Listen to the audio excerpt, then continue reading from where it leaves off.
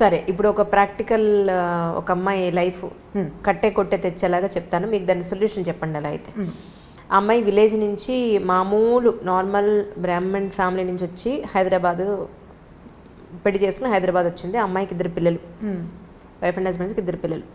ఒకరోజు పిల్లలు తీసుకొచ్చి అమ్మాయి మామూలు చదువుకుంటే యూట్యూబ్ తెలియదు, నెట్ తెలియదు, ఏమీ తెలియదు, అమ్మాయికి నాలెడ్జ్ లేదు. ఆ అమ్మాయి మొగుడు ఫోన్ కూడా ఒక 20 సంవత్సరాలుగా ఏం జరుగుతుందో కూడా చూడాలని కూడా తెలియనంత అమాయకురాలు. పిల్లలు తీసుకొచ్చి ఫోను, ఇదిగొమ్మ నాన్న ఇవన్నీ చూస్తున్నారు అని చెప్పి పిల్లలు తీసుకొచ్చి వాళ్ళ నాన్న ఫోన్ చూపించారు. ఇది ఏమిటి, ఎలా చూస్తారని పిల్లల దగ్గర నుంచి నేర్చుకుంది ఆ తల్లి. చూసిన తర్వాత మొగుడిని పిలిచి అడిగింది, పిల్లలు చూపిస్తున్నారు ఇలా మీరు చూస్తున్నారని, ఇవి వాళ్ళు కూడా చూస్తున్నారు, మీరు ఈరోజు ఏం చూసారు, నిన్నేం చూసారు, గత 5 ఏళ్లుగా మీరు చూసేవన్నీ పిల్లలు కూడా చూస్తున్నారు, సో ఇలా మీరు చెయ్యొద్దు అని చెప్పింది. నేను ఇలాగే చేస్తాను, నీకు ఇష్టం ఉంటే ఉండు, లేకపోతే వెళ్ళిపో అన్నాడు. మీ నీడ పిల్లల మీద కూడా పడకూడదు అని అంది. ఓకే అంటే ఆయన వన్ ఫైన్ మార్నింగ్ ఆయన తాగే ఔన్స్ గ్లాస్తో సహా తీసుకుని వెళ్ళిపోయాడు. ఈవిడికి ప్రాపర్ ఎడ్యుకేషన్ లేదు, ప్రాపర్ ప్రొఫెషన్ లేదు, 2 పిల్లలు, ఎలా బతుకుతుందని వెళ్ళిపోయాడు అతను. ఇప్పటికి 5 ఏళ్ళు అయింది.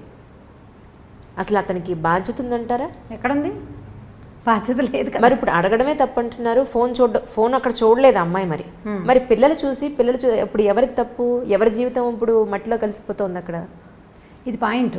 ఇవి కొన్ని కేసులే కదా అంటున్నా. అవును, ఇది ఇలాంటిది ఒక కేసు. అవును. ఇప్పుడు ఈ అమ్మాయికి సొల్యూషన్ ఏంటంటే పోలీస్ కేసు పెట్టడమే. ఇప్పుడు నేనేమంటున్నాను, ఇంత ఎక్సెంట్రిక్ థింగ్లోకి వెళ్ళిపోతే, ఇంత ఎక్స్ట్రీమిటీలోకి వెళ్ళిపోతే తప్పకుండా దీనికి లీగల్గా ప్రొసీడ్ అవ్వాల్సిందే, తప్పకుండా సెపరేషన్ తీసుకోవాల్సిందే. ఇప్పుడు ఇలాంటిది వాళ్ళ ఎవరి జీవితంలో అయిందని ప్రతి వాళ్ళ జీవితాల్లో ఎలా అవుతాయి? ఇది అందరికీ అవ్వదు. పైగా ఇప్పుడు మీరు చెప్పిన కేసులో ఈ అమ్మాయి చదువుకోలేదు, ఆ అమ్మాయికి తెలియదు. ఇప్పుడు జనరల్గా శోధించదలుచుకునే వాళ్ళు భర్త ఏం చూస్తున్నాడు, అతని ఫోన్ ఎలా ఆపరేట్ చేస్తాడు, లేదా దానికి ఏదో నెంబర్ పెట్టాడు, ఈ అమ్మాయి దాన్ని డీకోడ్ చేసి సాధించేయగలుగుతుంది. ఇప్పుడు సపోజ్ వీళ్ళు మళ్ళీ కలిసిన్నా, లేదా ఈ అమ్మాయి వేరే పెళ్లి చేసుకున్నా, ఈ అమ్మాయి మనసులో థాట్ ఏముంటుంది, అమ్మో ఈయన మళ్ళీ ఏం చేస్తున్నాడో ఒకసారి చూద్దామని అనిపిస్తుందా, అనిపించదు? దాన్నే కదా చెప్తున్నాడు, మీరు కీల్ చేసుకోవాల్సింది దేన్ని.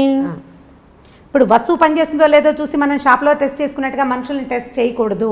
టెస్ట్ చేస్తే నువ్వు బతకలేవు, వాళ్ళ సంగతి పక్కకు పెట్టు, మనం హాయిగా ఉండాలా ముందు. ఇప్పుడు పిల్లలది కూడా వెతకద్దంటారు మీరు? పిల్లల్ని చూడండి, పిల్లల్ని చూడొచ్చని చెప్తున్నాను నేను. పిల్లలది శోధించాలి, మగవాళ్ళది కూడా శోధించండి 1 టైం ఒకసారి ఈ మాట్లాడుకున్న తర్వాత నీ బుద్ధిని అటువైపు వెళ్ళనివ్వకుండా ఉండే వ్యాపకం ఏదైనా మీరు పెట్టుకోవాలి. ఒకసారి కనుక మనకి లోపల అనుమానం పురుగు ప్రవేశించిందా, ఇక దాన్ని బయట పెట్టలేము. అది ఈగో ఎలాంటి పురుగో అనుమానం కూడా అలాంటిదే. అనుమానం పెనుభూతం అని చెప్పి వాళ్ళు చిన్నప్పుడు, అది పోదు, వదిలిపెట్టద్దు మనని. ఇప్పుడు అనుమానంగా కాదు, యాదృచ్ఛికంగా చూసేవు, దాని మీద సెర్చ్ చేసావు, నీకు తెలిసింది, అతన్ని అడిగేవు, లేదా అతను ఆ మగవాడే అమ్మాయిని అడిగాడు. ప్రతిసారి ఇలా మాట్లాడితే మేము ఏమే చేస్తామా అని వీళ్ళు పోట్లాడతారు. వాళ్ళు అడిగారు, మీరు మాట్లాడుకున్నారు, ఇది చెయ్యొద్దు, ఇలాంటివి పనికిరావు, ఇది రేపొద్దున బయట పెడితే మన పిల్లల జీవితాలు ఇలా అవుతాయని మీరు సాయిదా పాయిదాగా మాట్లాడుకోండి. కొంత దీని మీద అదుపు సాధించండి ఎంతో కొంత, తర్వాత లెట్ గో చెయ్యండి. కానీ ప్రతిరోజు నువ్వు శోధిస్తాను, ప్రతిరోజు నేను ఎక్కడికి వెళ్తున్నాడో స్పై చేస్తాను అంటే అది తప్పు కాదు. దానివల్ల వాళ్ళు తప్పు అమర్యాద కాదు, నువ్వు హాయిగా ఉండవు కదా.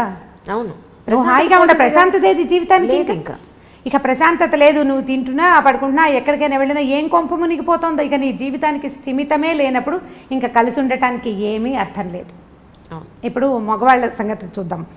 ఒకదేదో బ్యాడ్ థింగ్ జరిగింది అనుకుందాం, మిగిలిన గుడ్ థింగ్స్ అన్నీ చిన్నవైపోతాయి కదా.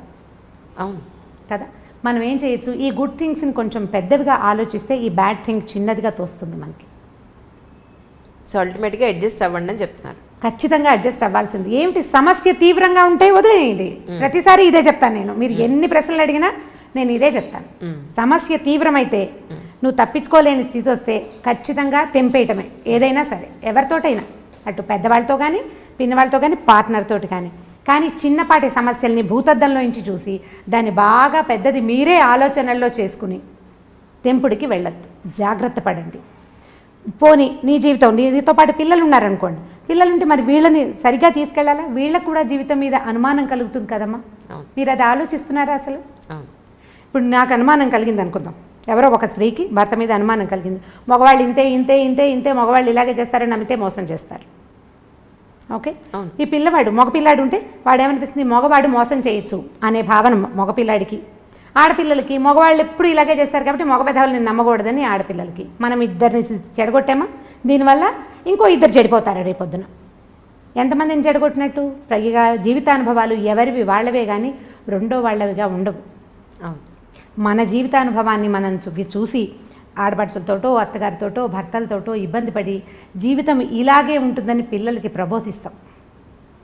నీ జీవితం ఉందని నీ తోటి ఉన్న వాళ్ళ జీవితాలు అలా ఉండకపోవచ్చు. అక్క చెల్లెళ్ళ జీవితాలు కూడా, ఒకళ్ళకి తాగుబోతు మొగుళ్ళు దొరుకుతారు, రెండో వాడు బంగారు కొండ కావచ్చు, రెండో అల్లుడు, మనం చెప్పలేకపోతాం. ఇప్పుడు దీన్ని చూసి ఇది అది ఒకేలా ఎలా ఉంటాయి? మనకి చేతి వేళ్ళే ఒకలా లేవు కదా. ఇప్పుడు మనం ఇంప్రెషన్ ఇవ్వకూడదు కదా, పిల్లలకి అభద్రతా భావాన్ని కలిగించకూడదు. ఇప్పుడు ఒకళ్ళే ఉంటే మీరు కొట్టుకున్నారు, సరే ఏదో సెపరేట్ అయ్యారు అనుకో. పిల్లలు ఉన్నప్పుడు పిల్లల పెరుగుదలతోటి ఇబ్బంది వేరేది. వీళ్ళకి చదువులు ఎట్లాగా, వీళ్ళకి సంపాదన ఎట్లాగా, వీళ్ళని సెటిల్ చేయటం ఎట్లాగా, ఇవన్నీ శేష ప్రశ్నలే. ఇవి కాకుండా వాళ్ళ మనసులు రేపొద్దున ఎలా అవుతాయి అనేది చూడాలి. ఇప్పుడు ఒక భర్త తాగొచ్చి భార్యని కొడతాడనుకోండి, తాగబోతు మొగుళ్ళు దెబ్బలు తినే పెళ్ళాల కథలు కూడా బోల్డ్ చదువుతుండేవాళ్ళం ఇది వరకు, ఇప్పుడు కొంచెం తక్కువ ఉన్నాయి. తను కొడతాడు, ఈ పిల్లలు చూస్తూ ఉంటారు, 3-4 మగ పిల్లలు ఉంటారు. వాళ్ళకి వాళ్ళ అమ్మని రక్షించాలని ఉంటుంది చాలా, తండ్రి మీద అయిష్టం ఏర్పడుతుంది, పెళ్ళాలను బాగా చూసుకోవాలని చిన్నప్పుడు అనిపిస్తుంది. కానీ వాళ్ళు పెళ్ళిళ్ళు అయ్యాక వీక్ మూమెంట్లో పిల్లలు చేతులు ఎత్తేస్తారు. 4 పిల్లలు ఉంటే 3 కనీసం భార్యల్ని కొట్టేవాళ్ళుగా తయారవుతారు, ఒకడే బెటర్గా ఉంటాడు. భార్యల్ని అదుపులో ఉంచడానికి ప్రయత్నం చేస్తారు, ఎందుకంటే వాళ్ళు అదే చూస్తూ పెరుగుతారు. తాగటం తప్పు కాదనిపిస్తుంది, చిన్నప్పుడు అసహించుకుంటారు, చీచీ తాగకూడదని. కానీ కొంచెం పెద్ద అయ్యాక దాని మీద ఏం అదుపు ఉండదు, ఎందుకంటే వాడి సబ్కాన్షియస్లో అది ఫిక్స్ అయిపోయి ఉంటుంది. ఆడపిల్లలు కూడా అత్తవారితో అడ్జస్ట్ అవ్వకపోవడానికి సగం కారణం తల్లులే. ఎందుకంటే వీళ్ళు అత్తగారులు దుర్మార్గులని, ఆడపడుచులు పాపిష్టి వాళ్ళని వీళ్ళు మాట్లాడి మాట్లాడి మాట్లాడి పిల్లల బుర్రలో దాన్ని ఫిక్స్ చేసేస్తారు. మన జీవితానుభవం మన పిల్లల జీవితానుభవాలు కావు, సాధారణంగా జరగదు అట్లా. కానీ ఇప్పుడు నేను అవస్థపడ్డాను, నా పిల్లకి తెలియచేయాలి అని అనుకుంటాం. అది ఎలా అంటే పరిగెడితే పడతాం, తడిగా ఉన్న నేల మీద గబగబా నడిస్తే జారి పడిపోతాం అన్నంత కామన్ థింగ్గా మనం వ్యక్తులతోటి సంబంధాలను కూడా జనరలైజ్ చేసేస్తాం. బురదలో నడిస్తే పడతాం మా కదా, బురదలో నడిస్తే పడిపోతాం. ఇప్పుడు మనం పల్లెటూరు వెళ్ళామనుకోండి, ఎవరైనా పల్లెటూరులో ఉన్నవాళ్ళు, పల్లెటూరు వెళ్ళిన వాళ్ళు దీన్ని అబ్జర్వ్ చేసి చూడండి. ఈ బురదలో నడుస్తూ ఉండగా జారిన గుర్తులు 2-3 చోట్లే కనపడతాయి. పల్లెటూరు వాళ్ళకి బొటన వేలు బురదలోకి గుచ్చి నడవడం ఆటోమేటిక్గా వచ్చేస్తుంది బై ప్రాక్టీస్. కొత్తగా వెళ్ళిన వాళ్ళు లేదా ఏదైనా పాల్మాలిపోయి అంటే ఎక్కడో ఏదో ధ్యాసలో ఉండి నడిచే వాళ్ళే జారుతారు, అందరూ జారి పడిపోరు. మరి జనరల్గా అయితే బురదలో జారి పడాలి కదా, వాళ్ళంతా ఎలా తిరిగేస్తున్నారు? సో దాన్ని జనరలైజ్ చేయడానికి వీల్లేదు. జీవితాలు కూడా అంతే. ఇప్పుడు ఈ అమ్మాయి భర్తతో ఇబ్బంది పడింది, తన ఫ్రెండ్స్ అందరికీ చెప్తుంది, కొత్తగా పెళ్ళైన మేనగోడలు కూడా వస్తే ముందు నుంచి చూసుకుంటూ ఉండు, మగవాళ్ళు ఇలా చేస్తారంటే ఏ అనుమానము లేని పిల్లకి కూడా ఈ మొగుడు ఫోన్ టెస్ట్ చేయాలని ఉంటుంది. నువ్వు ఎందుకు పాస్వర్డ్ పెట్టుకున్నావు, నువ్వు నన్ను మోసం చేస్తావా అని ముందే అడగటం మొదలు పెడతారు. వాడు అందులో బ్యాంక్ కార్డులో బ్యాంక్ నెంబర్లో ఏవో పెట్టుకుంటాడు, అకౌంట్ నెంబర్లో, ఆ జాగ్రత్తగా వాడు పాస్వర్డ్ పెట్టుకుంటాడు. ఈ పిల్ల ముందు నుంచే స్టార్ట్ చేస్తుంది. ఇది ఎందుకంటే ముందు చూసిన జీవితానుభవం వల్ల. ఎవరి జీవితానుభవం వాళ్ళదే, మీకు అయిందని పక్క వాళ్ళకి అవుతుందని లేదు. సక్సెస్ఫుల్ మ్యారేజెస్ సగం పెళ్ళిళ్ళు కాదు, ఇంకా అనకూడదు అట్లా. 90% సక్సెస్ఫుల్ మ్యారేజెస్ లెట్ గో చేయటం వల్లే సక్సెస్ అవుతాయి. అవును అని సమాధానం రాకపోతే చూడండి మీరు, మనం క్షమించకపోతే లేదా మగవాడే క్షమించి ఊరుకోకపోతే సంసారాలు నడవు. ఇండియా కూడా మిగిలిన దేశాల్లాగానే ఎక్కువ డైవర్సులు, ఎక్కువ 2nd, 3rd, 4th, 5th marriages తోటి నిండిపోతుంది. ఈ క్షమాగుణాలు పెద్దవాళ్ళు కూడా మనకు అలవాటు చేస్తారు. ఇప్పుడు నాబోటి వాళ్ళు ఉంటే నేను కూడా ఇలాగే నా దగ్గరకు వచ్చిన పిల్లలకి చెప్తాను, చూసి చూడట్టు ఊరుకో పాప, ఎక్కడో చోట ఊరుకో, నీకు కావాల్సింది చేయించుకో. నేను పిచ్చి సలహా ఇలాంటివి చెప్తాను అనమాట. నువ్వు ఇది చేసావు కాబట్టి నువ్వు నాకు అది చేసి పెట్టు, బాగుంది కదా బార్టర్ సిస్టమ్. నువ్వు ఇలా చేసినా నేను మీ అమ్మ నాన్నకి చెప్పలేదు, నేను ఎవరికి చెప్పట్లేదు, కాబట్టి నువ్వు నాకు లొంగుండు అని లొంగ తీసుకోండి. ఈజీ మెథడ్, చిన్నపిల్లలకి మాట చెప్పడానికి అనమాట. ఇలా చెప్తే సరిపోతుంది, ఈజీగా ఉంటుంది. లెట్ గో చేయకపోతే సంసారాలు ఉండవు.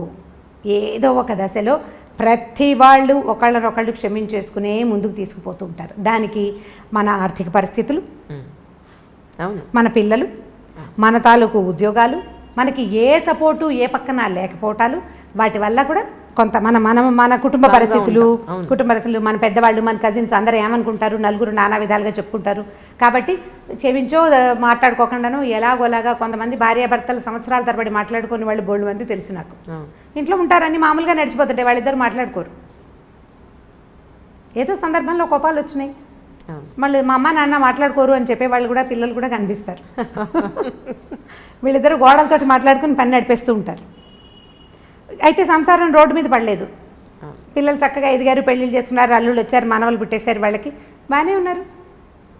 అంటే ఇది సంతోషమా, ఇదేనా పెళ్ళి అంటే అని మీరు అడుగుతారు. ఇప్పుడు కాదు, సంతోషం కాదు, నువ్వు సెపరేట్ అయిపోతావు, నువ్వు ఒకదానివే ఉంటావు, అది సంతోషమా?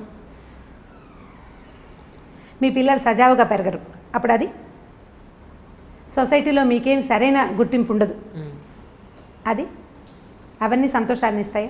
అంటే మనకి సంతోషాన్ని ఇవ్వడానికి ఏ విషయమూ లేనప్పుడు మిగిలినవేవీ లేవు, దీంట్లో సర్దుకుంటే సరిపోతుంది. కరెక్ట్. అంటే ఇప్పుడు మీరు విడాకులను సమర్థించారా అని గట్టి ప్రశ్న. లేదు లేదు లేదు లేదు ఎవరి కోసం అల్టిమేట్గా విమెనే సఫర్ అవుతుంది. అల్టిమేట్గా సఫర్ అయ్యేది విమెనే. ఆవిడ దృష్టి మీరు ఎక్కడున్నా ఏం చేసినా, కలిసున్నా ఒంటరిగా ఉన్నా, పిల్లలతోటి ఉన్నా, ఎప్పుడు సఫర్ అవ్వాల్సింది ఆడవాళ్ళే. This is Lavin Tripathi. నేను మీ Sai Dharam Tej. This is Niharika Konidala. And don't forget to subscribe to iDream. Please subscribe to iDream Media. Please subscribe iDream Media. Do subscribe to iDream. Subscribe to iDream Media. Please subscribe iDream. Do subscribe to iDream Media. Don't forget to subscribe. Click on the button below. Please do subscribe to iDream. Don't forget to subscribe to iDream.